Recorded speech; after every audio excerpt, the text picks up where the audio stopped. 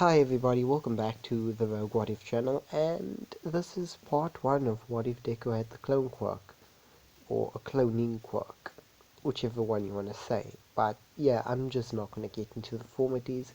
I'm not going to tell you what happens, I'm just getting into it. So, see ya!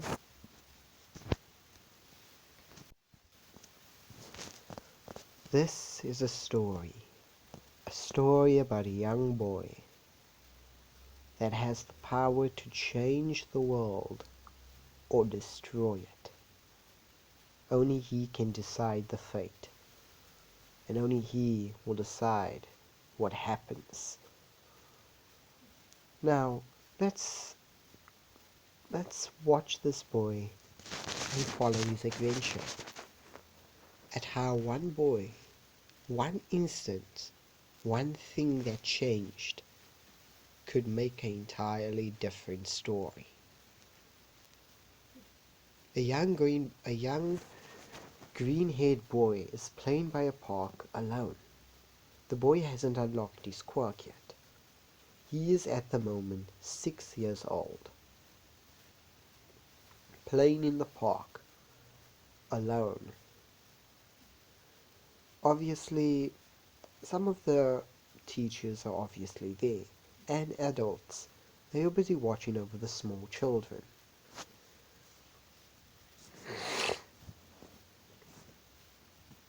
As Izuku Midoriya swings alone, he sees a few blurs moving across the city, extremely fast,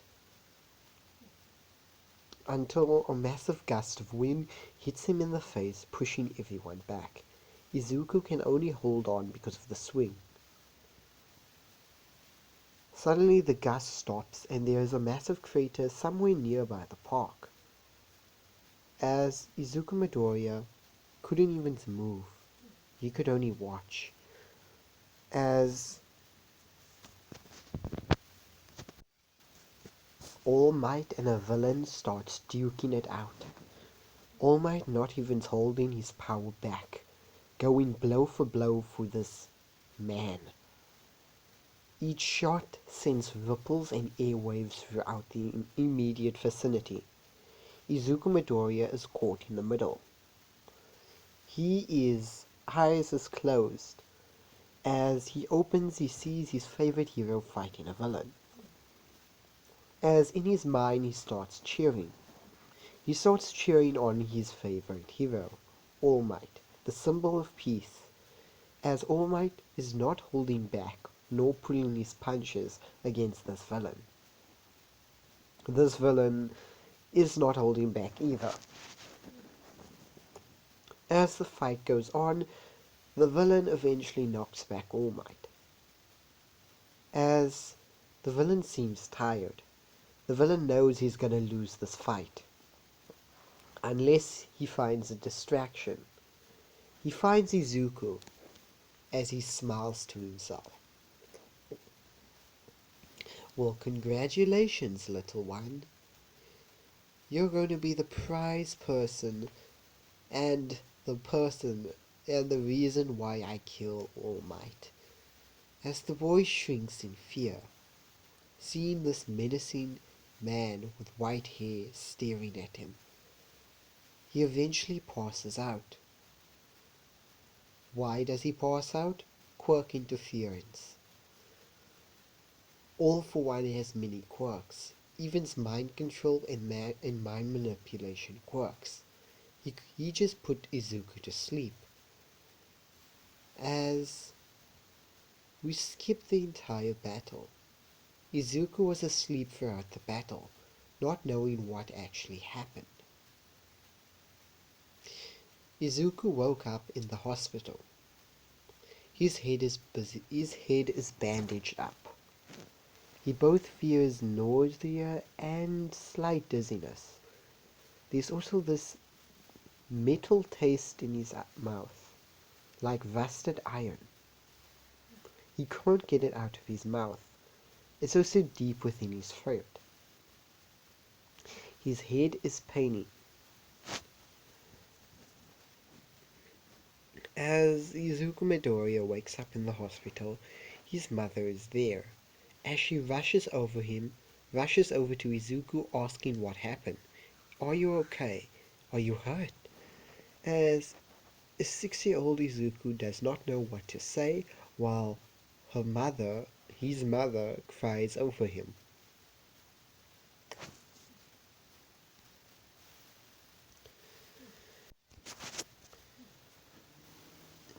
As Izuku Midoriya can only remember the fight, as he asks his mother, Mom, did All Might win? As that suddenly puts Inko off. She's silent now, not saying a word, as she pushes herself from the hug that she was giving Izuku and looks Izuku in the eyes. No, he died fighting the villain. As Izuku Midoriya is dumbstruck, he's ashamed. Not ashamed at All Might, ashamed at himself, that it was probably him that interfered in the fight, and All Might had to risk his life because of him. As he gets on that train of thought, Inko states, Don't you it's not your fault. You weren't in the battle when All Might saved you. He saved you before the villain could even touch you. Well, yes, you did pass out, but he did save you and got you to safety immediately. So it wasn't your fault. You weren't the reason why All Might died. So don't ever think that.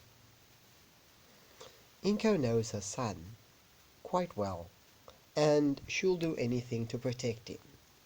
Anything to protect him. Inko, yes, is divorced from Asashi, and she is taking up work. She's not the model that she used to look like, but still. She is taking up work and also getting fitter. But yeah, enough about Inko. Let's continue on with Midoriya. A 6-year-old Midoriya. I'm gonna do a time skip here throughout the years, and I'm going to explain the time skip like through year and year. 7-year-old Izuku Midoriya. The new number one hero has been named Endeavor. Endeavor is the new symbol of peace and the number one hero of Japan. 8-year-old Izuku. An eight as an 8-year-old Izuku is watching the news about the new hero laws that are going to be set in Japan. The hero laws are as followed. All heroes must be paired with an agency. All damage control and damage assistance plus damage payment off must be paid by the agency itself. So basically what that means is, if a hero breaks something, the hero agency is going to pay for it.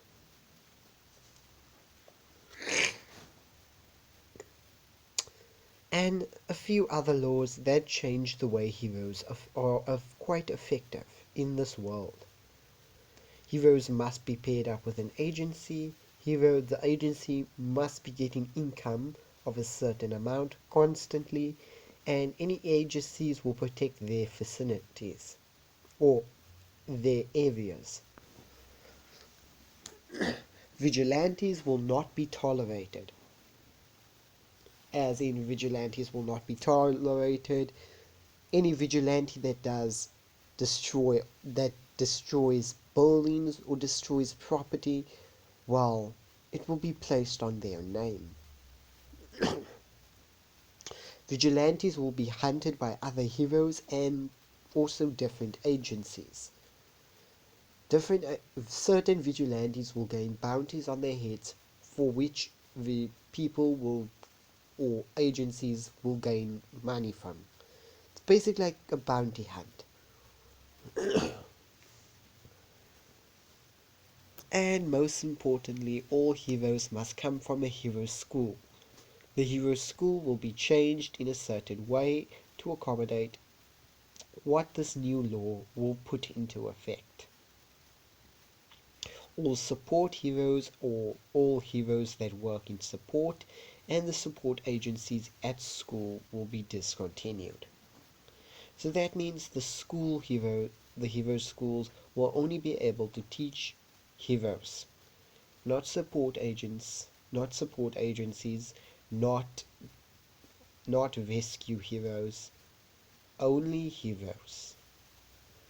Not even the general studies will be even ob- not even the general studies the hero course will still have. So that means support course, general study course, and some of the other courses that you are used to have, yeah, you can say they won't have it anymore in other hero schools. But in UA, it's going to be different. And a few other hero regulations that just basically, or not hero regulations, but quirk regulations that basically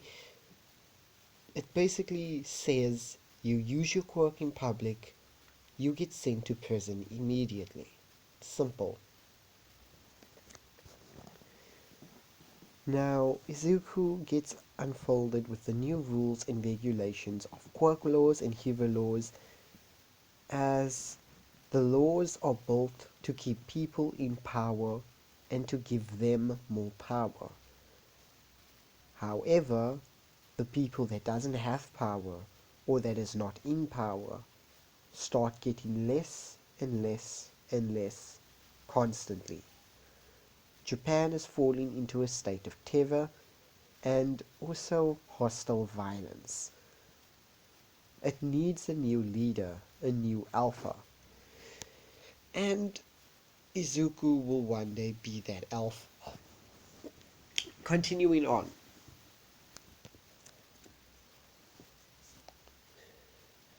Izuku Midoriya still wants to be a hero, but he knows that's gonna be extremely hard.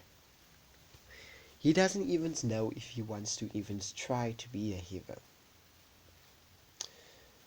I mean, with the way heroes are now, you can tell there's not a lot of true heroes in the industry anymore. Heroes such as Kamui Woods. Well, not Kamui Woods.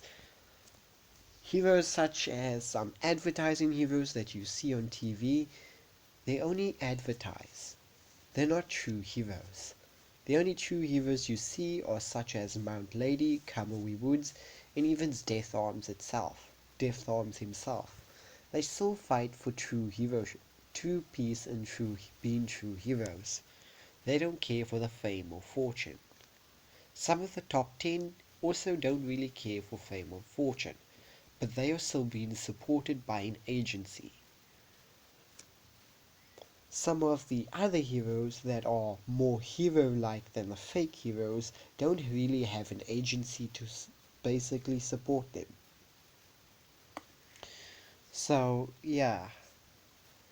And also, the amount of villains you catch determines how much money you'll get, or how much money your agency will get. So it just makes more worse, the laws. The laws become more worse. Continuing on. Izuku Midoriya is 8, and now is discovering his quirk. His quirk is unusual. From what he could tell, he can clone anything from a touch. You can clone an extra television remote. You can clone an extra cup of basically a glass. He can clone anything he can touch. He's cloned a few things already, such as car parts, pencils, even notebooks. But the thing that he can't really clone, well, that would be certain things such as how can I say it? He has a limit to what he can clone, or he has a limit to how much he can clone as well. If the thing is a non-organic thing, well, he can clone a few of them, but not a lot. If it's organic, he can clone a lot of them. But they'll always have unique traits to him. So if he clones an inanimate object, the inanimate object will either have a tint of green or look purely green. You ever seen a green piece of iron before? As in a green piece of metal, a green door, a green pencil. A literal green, the literal bark of a tree is green. This is Izuku's quirk taking effect. Izuku, everything that he clones will have some mark of his DNA or his basically fine prints on it. If he clones an extra notebook, the notebook would have a piece of green or some pages being green.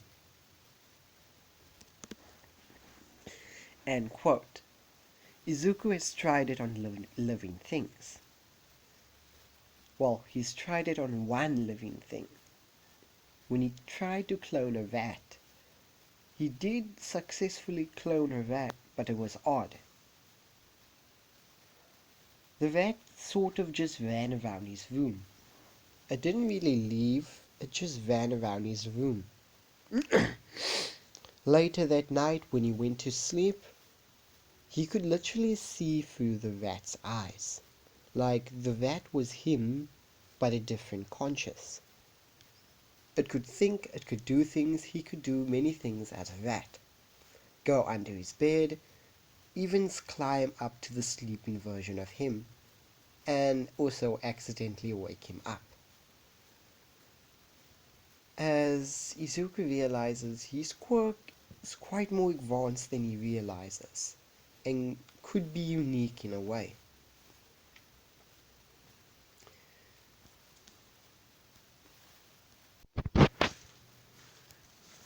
Yes, I don't really know where I was again, so I'm just gonna go to I think it was 7-year-old Izuku talking about the laws and his quirk. Izuku also discovered after a while the inanimate objects that he made will eventually just disappear, basically turning to dust. So certain things he clones that is not alive will not stay for long, and things that are alive can stay as long as they want, but if they want to basically dispel themselves, they'll dispel themselves. Now, when a thing that is alive has been cloned and it dispels itself, it turns into smoke. Basically like it's turning to dust, but instead of turning to dust, it turns to smoke.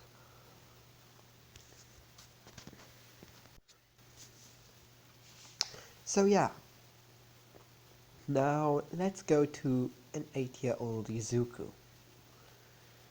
Izuku Midoriya was walking with his quite fit mother now. His mother's been working out, and it shows. She's now back to her old self. And yes, she's eating healthier, and she's not worrying that much anymore. As Izuku's walking, an 8-year-old Izuku's walking with her mother back home until a sewage drain opens up. Izuku is flung to the other side as this sludge villain takes a hold of Izuku's mother. She drops the bags as she gets swallowed by the sludge and slowly taken over. Eventually a scene starts as destruction occurs. Explosions start happening from nowhere. As you see a crowd building up with Izuku at the front, or Izuku underneath a car. He is hiding there. As the heroes that has come can't really do anything. Their quirks are not suited to deal with this. And plus, they don't want to risk it. If they cause collateral damage, that is gonna end up back to their agency, and they'll have to pay quite a hefty amount of money. So the heroes aren't risking it. They either want to take this guy out soon, or just let him rampage until he eventually gets tired and then take him out. As Izuku is watching, wondering why isn't the heroes doing anything, hearing one of the villains stating that they don't want to risk it because it could come back to bite them in the ass through a paycheck of collateral damage. If they let the villain tire whoever that is inside out, then they can eventually strike, if the villain is distracted though. The villain has nowhere to go and he's in the middle of a shopping mall. Izuku Midoriya watches in horror as none of the heroes do anything, as his mother is getting slowly taken over. Izuku clenches his fists, wondering why they aren't doing anything. If All Might was here, he would have been the first one to rush in and strike the villain down, whether he had the right quirk or whether he didn't have the right quirk. As Izuku wonders how far did the Hero Society fall after All Might's death. How much changed in the hero world after All Might's death? If the heroes are gonna be like this, then he doesn't want to be a hero. He'll save everybody his own way. And he doesn't need laws and other things preventing him to do so. As Izuku clenches his fist and rushes in.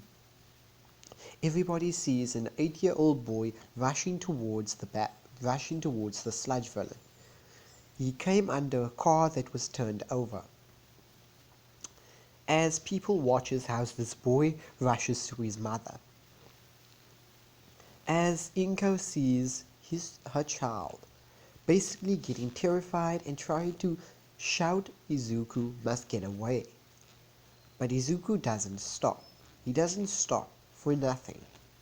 The sludge villain tries to hit him, but a small 8-year-old boy, and Izuku's quite fast, quite nimble as well. As Izuku states, if I can use my quirk on living things, then maybe I can use my quirk on myself. One way to find out, as Izuku closes his eyes while rushing in, making several copies of himself. How does he make several copies of himself? His hands first start steaming. Smoke starts appearing from his one hand as he thrusts forward. A liquid squirts out, while a liquid ball flies out. The liquid lands on the ground as it starts making several copies of Izuku. Only 2, as this liquid keeps on falling from Izuku's body and hands, basically making several copies of him, basically running towards the sludge villain, being determined.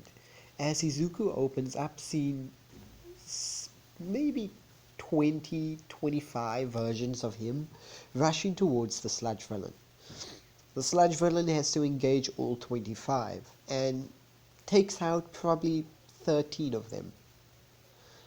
The others eventually grab a hold of Inko and pulls, as Izuku is thinking what he could do with his quirk, as he grabs his mother and tries to clone her as well.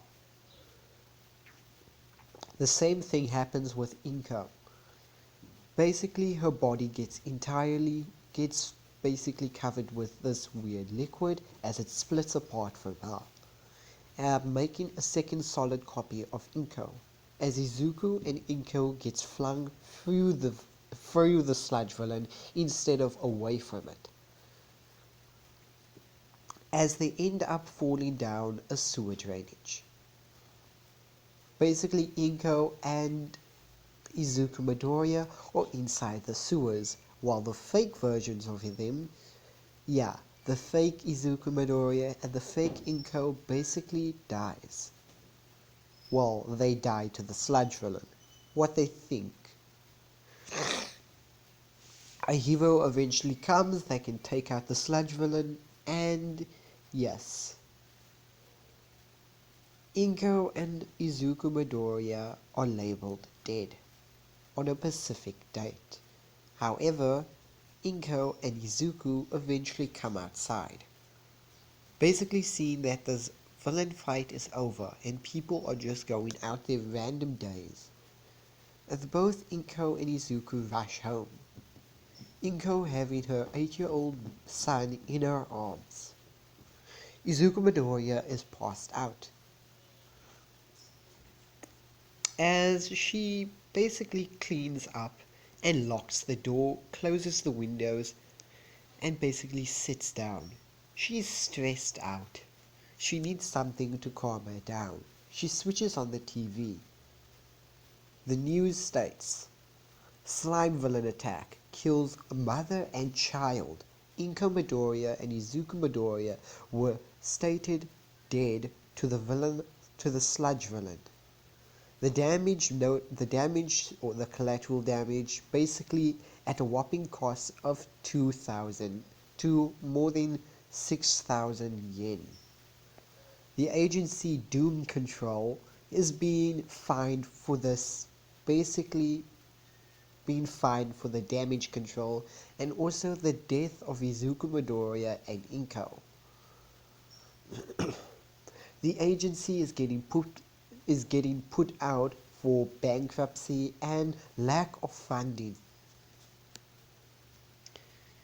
As Inko clutches her fists, they don't really care about us. As they state on the news, the two people that died was tragic, yes. But they don't really care about the two people. They just care about the agency that fell out of bankruptcy. They stopped mentioning the two people that died on the news, which was her and her son. What they think. Inko clutches her two fists, getting pissed and angry about this. She takes a few breaths in and out. As she walks over to Izuku, Izuku's awake again, staring outside the window. As Inko sits next to her son, Izuku states, Mom, as Inko looks at her son, as he states, I don't want to be a hero anymore. This surprised her. Her son doesn't want to be a hero anymore. This is not like Izuku. Being a hero was Izuku's dream. Helping and saving people was Izuku's dream. So the fact that Izuku doesn't want to be a hero anymore, it's concerning. As she asks the 1 million question, why?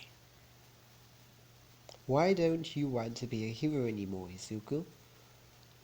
As Midoriya says, the heroes are not what they used to be. When All Might was alive, he would be the first one to jump into action to save someone. But now, heroes care nothing but themselves. They don't care about other people that will die. They just care about collateral damage and what it will do to them. They don't care about the lives at risk. They don't care about who they help or who they save. They just do it for the money and the fame. I don't want to be like that.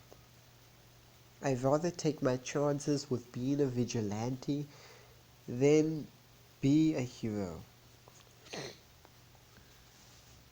As Inko had to agree with her son, she also wasn't liking this new hero society that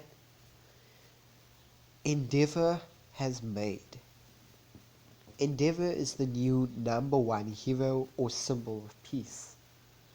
and even she can say that some of the hero rules are not quite right.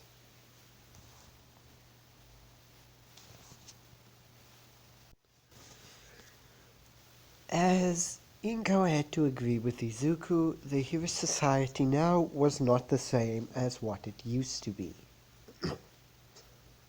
As Inko asks, "Do you want to be a villain?" As Izuku immediately said no. He wants to help people, not make them suffer.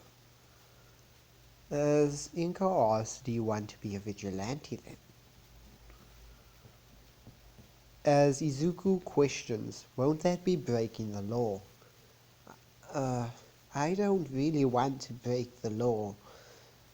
Inko asks, if the laws and regulation and rules of this new hero society is unjust, then it requires a person to tear down the entire thing. What I'm trying to say, Zuko, is if you think the law is not right and only doesn't fit the hero society and what it once used to be when All Might was around, then I guess it's up to you to tear down this new society and rebuild All Might's dream. Remember, All Might saved you on that very day. You were the last person he saved. So, let's think of it as All Might stating, if things go to hell, then it's up to you to change it. Izuku, you have a quirk, you have the power, you have the motivation, and you have the will and strength to do whatever you put your mind to. Whether it's becoming a villain, a vigilante, or a hero, so long as you stay true to what you want and what you want to do, I will follow you and do basically anything for you. Why? Because you are my world. As obviously motherly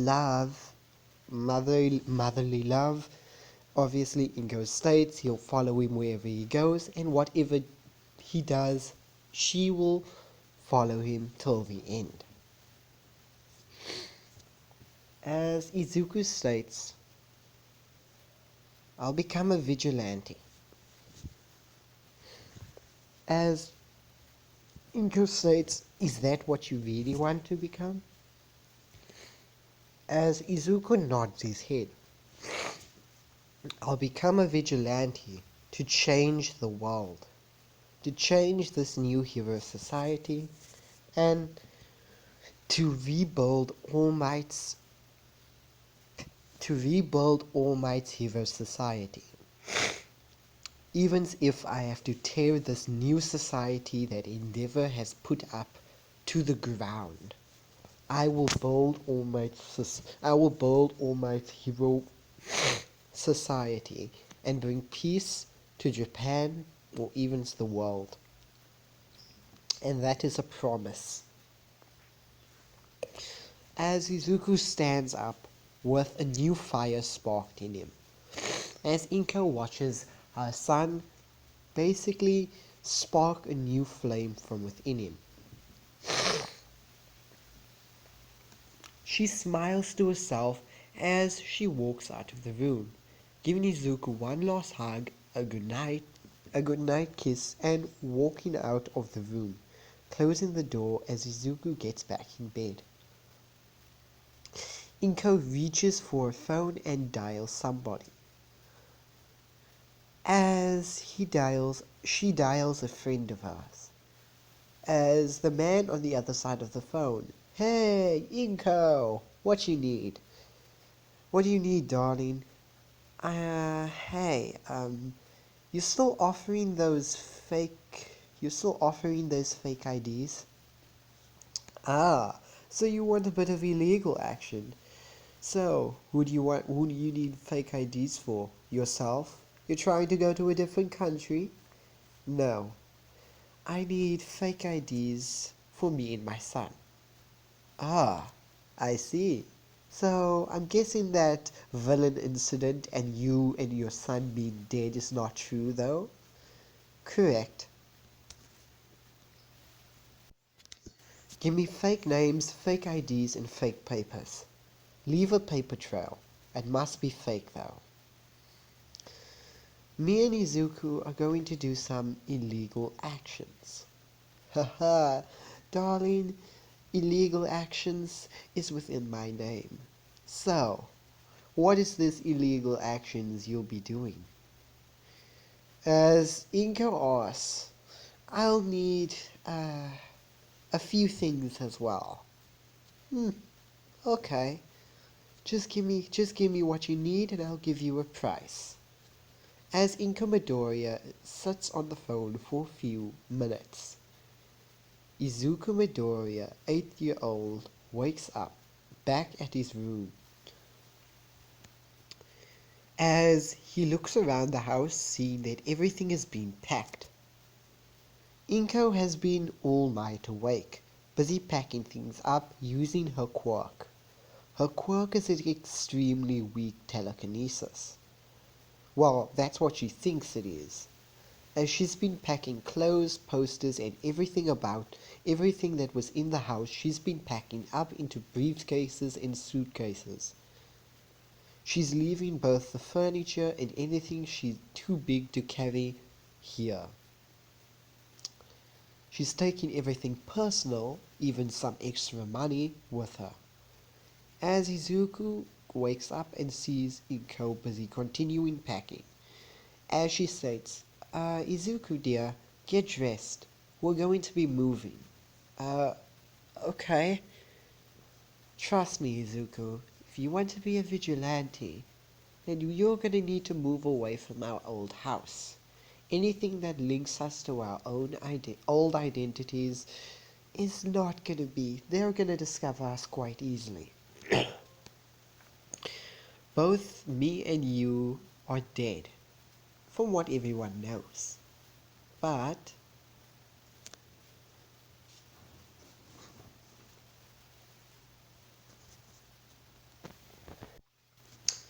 everyone thinks us we are dead, so it's better to leave our old house and go somewhere new to hide our identity.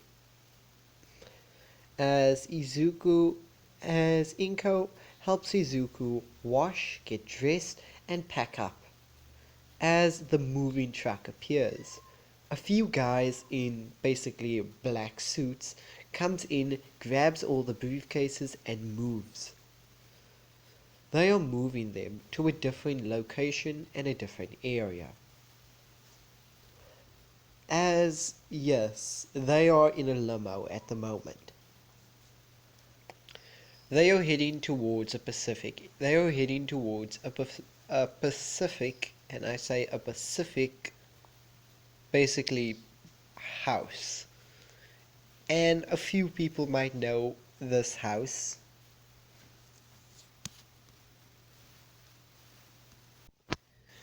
As we see a man sitting next to basically a man, they head into a mansion type area. All their suitcases and things they packed and carry they need are with them obviously, such as clothes, toothbrushes, and many other personal things are basically packed and or what being basically being moved into a car as they are moved driving towards a specific house. They go through a gate as they see a man wearing very interesting and colorful clothes in front of a mansion. As she greets this man. Okay, so I don't got a picture of this guy, but I'm gonna let you guys name him because he is an illegal broker contact that Inko has. And I bet you're wondering, why does Inko have an illegal contact that gives her access to illegal things that she needs? Ah, you just don't want to know that at the moment. You just don't want to know that. as the mansion they are actually in front of is the Yairozus, or is basically specifically Momo Yairozu's family. So, Momo is a distant far cousin of Izuku, and is a cousin of Inko Midoriya. Yes, Inko has multiple families. We're gonna meet some of the other cousins that Inko might have, but for now, Inko is going to move in with the Yairozus. As we see the door open as a butler walks in. Let's call this butler Jarvis. Yeah, let's call him Jarvis. As Jarvis basically welcomes Inko Midoriya to the Yairozu household once again. Welcome back. You're We have been very worried after the villain attack. As she tells Jarvis not to worry, that her son saved her. And yes, they'll be off the books for a while.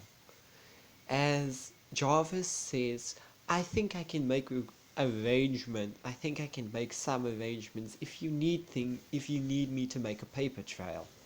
As basically the man that was doing says that was making Inko a fake ID, an identity, stated, "Don't worry, Jarvis, I already got that. You just need to basically relax." As Jarvis lets this unknown man in, because Jarvis knows this guy. You guys are gonna name him, by the way. I don't know a name to give this guy yet, but yeah, the butler is named Jarvis. As we see the Yairozu family sitting by the table, as Inko greets herself, stating that she is not dead, as her sister, basically a cousin, not a sister, her cousin basically rushes towards her and gives her a massive hug. As she states that she's so happy that she did not die. She wouldn't want to lose. She didn't want to be the one to stand at Inko's burial. As soon as the people stated they couldn't find your son or your body, I knew there was something up. But I let the funeral go anyway. As Inko states, yes. Well, I can thank my son for that. But we'll be staying off the books for a while. As a sister states, doing something illegal again. A cousin states, doing something illegal again, are we? As Inko basically, she looks around and says, maybe. But before we start doing that stuff, I'm gonna need to train my son. So, you still have a daughter, don't you? Ah, Momo, yes. Yes, she's still here. She should be in one of the training areas. Probably outside training.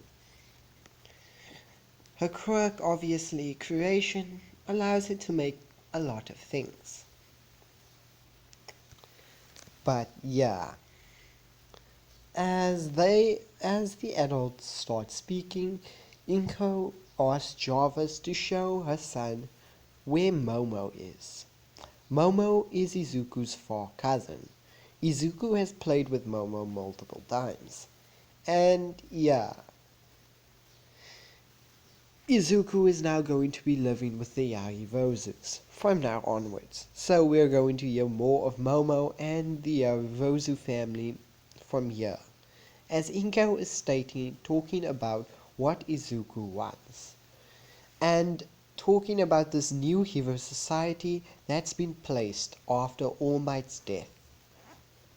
Both her cousin and her cousin's husband agree to Inko's statement that the new hero society is corrupt. It keeps people in power and gives them more power, while the poor go hungry and lose power by the second. Only the strong will survive in this society. This is basically a free-for-all. People trying to gain the top control of Japan. As the Yairozus have been fighting against other corporations of businesses trying to sorry about that, trying to keep their business afloat, or trying to keep their business continuous, while fighting other businesses and other people that wish to do a takeover. It's quite troublesome and also, I guess you can say, yeah, nerve-wracking. But anyway, as they continue talking about what Inko asked Izuku does not wish to become a hero anymore, but he wishes to change the hero society completely. Obviously, Momo doesn't wish to become a hero either because of the way heroes are becoming nowadays. She also wishes to change the hero society. As Inko states, her son would rather become a vigilante than a hero in this society. And maybe that has some merit. If Izuku Midoriya becomes a vigilante, then we would be fighting against both heroes and villains. Fighting against the heroes to change and bring down this hero society and make a better one, and fighting against the villains to protect the innocent. And that's why she needs their help. Obviously, Inko's basically cousin agrees, and her husband also. I mean, the way Ingo is doing it, they agree with it all the way. And they wouldn't mind to help, basically, Inko in any way they can. So yeah, the next episodes I'm going to continue on the training of Izuku Midoriya in the or the Yarirozu family, and also Izuku gets new upgrades and learns more about his quirk. So yeah, a bit more information about quirk, a bit quirk training, and even some vigilante fighting, maybe in the next episode. So I hope you like this, guys. Until the next episode, bye everyone.